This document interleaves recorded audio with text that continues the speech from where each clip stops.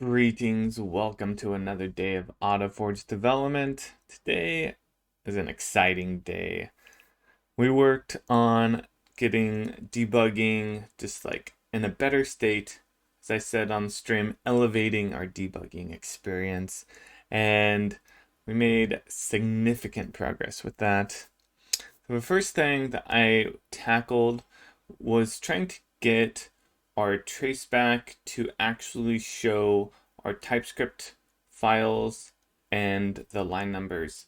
Whenever we would run into an error in Lua, because our TypeScript's generating Lua files, it would have the traceback show the Lua line numbers and file paths. So that was annoying because I didn't know exactly what line was causing problems, which meant that I would have to go open up the Lua files, which I normally wouldn't be looking at, and then find that line number and go, try to line it up with the TypeScript line number and fix it from there. So I was successful in getting that to actually show the correct information. So we can see here, it's showing that our scripts, scenes, gameplay.ts, line 82 is having some issue with our animation. And that's inside of this function here at line 77. So if we go look, we can see 82 right here inside of the function at 77. So that's perfect. What we did for that was really just have it so that, well, fortunately, TypeScript to Lua is already tracking this like source map of going from the Lua code back to the TypeScript code and like the line numbers. And they even had an implementation similar to what we have here inside of Lua, but we couldn't use that because we're using Sol. So we had to come up with our own solution, which is exactly what this does. And it really just grabs this source map that TypeScript to Lua is putting inside of our generated Lua files, and then we go through with the regex and that source with the error message and just replace all of the file paths with the correct file path, which we just chop off the data chunk and replace the Lua with the TS. Pretty easy. And then we get the line number. Yeah, it's good. Works nicely. And then the exciting part happened. We decided to check out this, and I probably don't have a link open here. Let me grab a link. Hopefully, I don't know. I'll find a link, but actually I know exactly how we can get to it. I did not plan ahead for this. We decided to take a look at this local Lua debugger. And I should be able to somehow, well, we can just look at it here.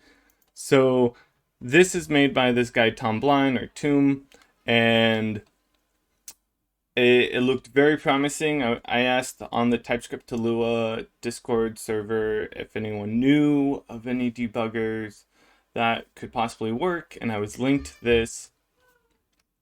And I was very skeptical that this would work because it's just like, we have a very unique or somewhat unique, complicated setup of technology where we have, our C++ code using Sol, and we have TypeScript to Lua generating our Lua files. So I was just like, damn, this is not gonna work. 95% chance that this is just gonna like, catch on fire and my computer will explode.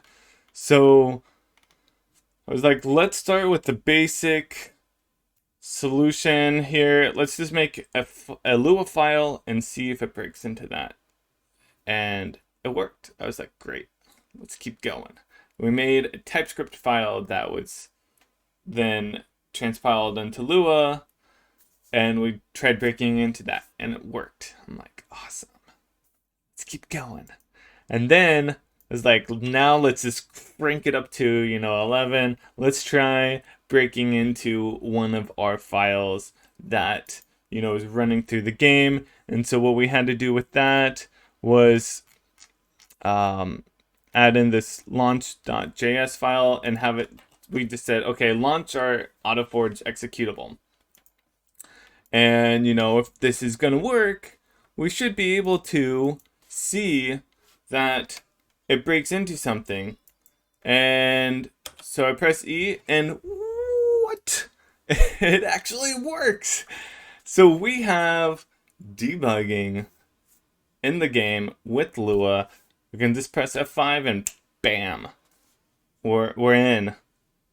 And we can inspect everything. We can go over here and see it's telling us, this player ID. And if we try to look up I don't think this can resolve because it doesn't, it has to go get this function resolved. But it does try to resolve most things.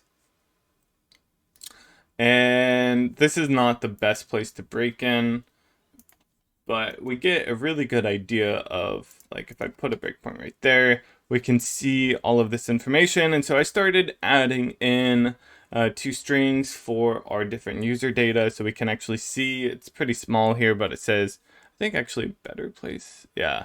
Well, we don't get to see all of this, but it does say over there like what the atlas is and the bounds and the color, and we can see like the prefab and so on. So there's a lot of information we're able to pull from this, and this is going to save so much development time. I am excited about this. Just a few days ago, someone commented saying, how are you going to debug this, Dr. Sensor? This is how. So, as thank you, Tom, for making this tool. I actually thanked him yesterday on Discord. It's awesome. And yeah, I'm really looking forward to being able to use this and debugging TypeScript code. Awesome. Well, that's going to be it today, guys. Thanks for watching. I'll see you guys tomorrow.